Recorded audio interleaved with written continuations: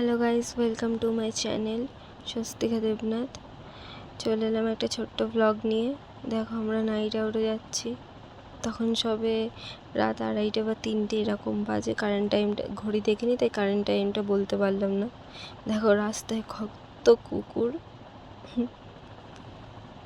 একটা বাইকে 4 জন। আমরা পুলিশ ধরলে না শেষ ওখানে।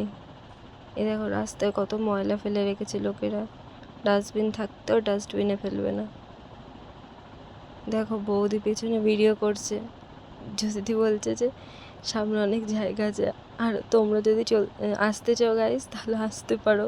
অনেক জায়গা আছে, তোমরাও বসতে পারবে, চলে এসো। এবার দেখো আমার সবে সবে ঘুম ভাঙলো। এখন আমার সকাল হলো, দুপুর 2টো।